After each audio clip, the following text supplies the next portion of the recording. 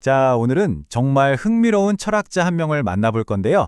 바로 질 들레지입니다. 특히 그의 인터뷰를 엮은 책 대담을 길잡이 삼아서 그의 생각이 지금 이 시대에 왜 이렇게 소름 돋을 정도로 중요한지 한번 파헤쳐 보겠습니다. 한번 생각해 보세요. 지금으로부터 거의 50년 전의 인터뷰가 어떻게 지금 여러분이 스마트폰으로 보고 계시는 바로 그 온라인 세상을 정확하게 그려낼 수 있었을까요? 바로 이 질문이 들레즈가 단순한 과거의 철학자가 아니라 현재를 꿰뚫어본 예언가에 가까웠다는 걸 보여주죠. 그래서 오늘 저희는 이 책 대담을 통해서 들레즈의 생각 속으로 한번 들어가 보려고 합니다. 이 책은 들레즈가 직접 자기 생각을 풀어놓은 거라 복잡한 그의 철학을 이해하기에 아주 좋거든요. 자, 그럼 그가 우리한테 던지는 첫 번째 질문부터 시작해 볼까요? 첫 번째 문제는 이겁니다. 들레즈는 우리한테 대뜸 이렇게 묻는 거예요. 당신 정말로 생각하고 있나요? 아니면 그냥 이미 아는 것들을 확인하는 수준에 머무는 건 아니고요? 바로 이 차이가 핵심인데요.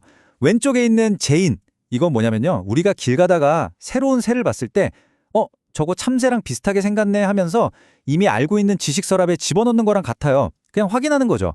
근데 들레즈가 말하는 진짜 사유는요. 오른쪽에 있는 창조에 가깝습니다. 이건 완전히 다른 차원의 이야기예요. 뭐랄까, 인류가 인터넷이란 걸 처음 마주했을 때를 상상해 보세요. 기존의 어떤 말로도 설명이 안 되잖아요. 바로 그런 충격 앞에서 완전히 새로운 개념을 만들어내는 것, 그게 바로 사유라는 거죠. 들레즈의 이 말이 딱 그 의미를 보여줍니다. 그러니까 생각이라는 게 우리가 자, 이제부터 생각 좀 해볼까 하고 마음먹는다고 되는 게 아니라는 거예요. 그게 아니라 바깥 세상에서 뭔가 쿵 하고 우리를 쳤을 때 어쩔 수 없이 생각하도록 강제될 때 바로 그때 진짜 사유가 시작된다는 거죠. 아니 그럼 이런 새로운 생각은 대체 어디서 튀어나오는 걸까요? 들레즈는 이걸 설명하기 위해 가상적인 것이라는 개념을 가져오는데요. 이게 좀 어려울 수 있는데 이렇게 생각하면 쉬워요. 케이크를 굽기 전에 반죽 같은 거예요. 아직 케이크는 아니죠? 하지만 그 안에는 밀가루, 계란, 설탕, 케이크가 될 모든 가능성이 다 들어있잖아요. 바로 그거예요. 가상적인 것은 아직 눈에 보이진 않지만 모든 새로운 아이디어나 형태가 태어나는 진짜 현실의 원천 같은 거죠. 자, 여기 프랜시스 베이컨의 그림을 보세요. 이게 아주 좋은 예시입니다. 이 그림들 뭔가 편안하게 감상하기엔 좀 그렇죠? 형태가 막 일그러져 있잖아요. 베이컨은 그냥 사람의 얼굴을 똑같이 그리는 게 아니라 그 얼굴이 담고 있는 어떤 힘, 감각, 보이지 않는 가상적인 것의 힘을 끄집어내서 우리한테 던져주는 거예요. 이게 바로 예술이 세상을 보는 새로운 눈을 만들어내는 방식이라는 거죠. 들레즈가 예술에서 봤던 이 창조적인 힘, 이 개념은 권력에 대한 그의 생각으로도 이어집니다. 보통 우리가 권력하면 뭘 떠올리죠? 아마 대부분 위에서 아래로 내려오는 딱딱한 피라미드 같은 걸 생각할 거예요. 근데 들레즈는 아니 그게 다가 아니야 라고 말합니다. 전혀 다른 그림을 보여주죠. 여기 보시면 두 가지 모델이 나오죠. 왼쪽의 국가장치는 말 그대로 국가예요. 법을 만들고 세금을 걷고 모든 걸 네모반듯하게 정리하려는 힘이죠. 그런데 오른쪽에 있는 전쟁 기계가 진짜 흥미롭습니다. 이건 국가의 질서를 벗어나는 힘이에요. 예를 들면 국격 없이 활동하는 어떤 해커 그룹이나 기존의 시스템을 완전히 흔들어버리는 혁명적인 움직임 같은 거예요. 딱 정해진 땅 없이 여기저기 옮겨다니면서 질서를 파괴하는 그런 유목민 같은 힘이라고 생각하시면 돼요. 이 전쟁 기계의 가장 중요한 특징은요. 국가의 바깥에 있다는 거예요. 그러니까 국가가 만든 경기장 안에서 싸우는 팀이 아니라 아예 경기장 자체를 무너뜨리려는 힘인 거죠. 그래서 목적도 단순히 전쟁에서 이기는 게 아니에요. 국가의 통제에서 계속해서 도망치고 변화하려는 그 움직임 자체가 목적인 겁니다. 자, 이제부터가 진짜 하이라이트입니다. 아마 좀 소름이 돋을 수도 있어요. 왜냐하면 지금부터 할 얘기는 들레즈가 몇십 년 전에 한 말인데 마치 오늘 우리들의 스마트폰을 들여다보고 쓴 글 같거든요.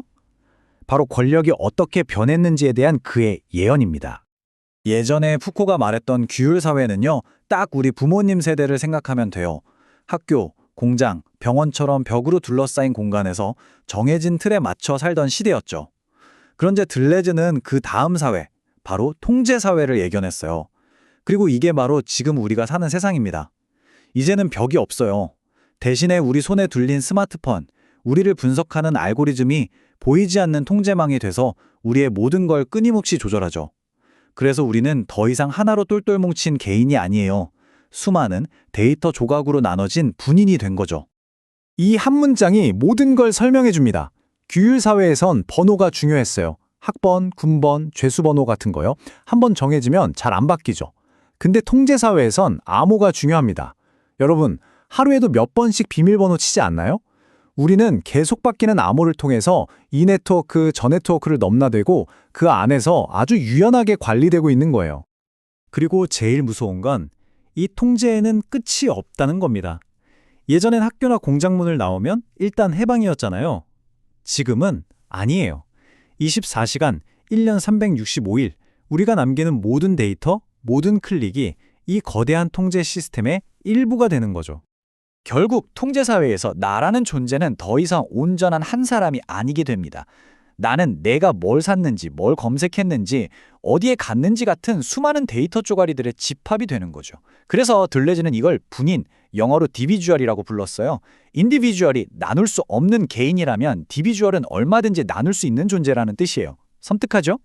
자, 그럼 어떻게 해야 할까요? 이렇게 모든 게 통제되는 세상에서 우리는 그냥 앉아서 당하고만 있어야 할까요? 다행히도 둘레즈는 그냥 암울한 예언만 하고 끝내는 사람이 아니에요. 그가 이 모든 걸 분석한 이유는 바로 이 세상을 빠져나갈 길을 찾기 위한 도구를 우리에게 주기 위해서였습니다. 이게 바로 들레즈 철학의 진짜 매력이에요. 그는 정답은 이거야 라고 알려주지 않아요. 대신 자, 이 개념들을 무기 삼아서 세상을 다르게 한번 봐봐 라고 말하는 거죠. 그러니까 우리한테 완성된 지도를 주는 게 아니라 어디로든 갈 수 있는 나침반이랑 펜을 손에 쥐어주는 철학자인 셈입니다. 그래서 이제 마지막 질문은 우리 각자의 몫으로 남습니다. 이 모든 것이 연결되고 변조되는 통제 사회에서 우리는 어디로 빠져나갈 수 있을까요? 시스템을 벗어나 새로운 것을 만들어낼 수 있는 그 도주선은 과연 어디에 있을까요? 들레즈는 답을 알려주지 않아요. 이 질문을 가지고 우리 자신의 삶 속에서 직접 그 선을 그려나가는 것. 어쩌면 그게 들레즈가 우리에게 남긴 진짜 숙제일지도 모르겠습니다.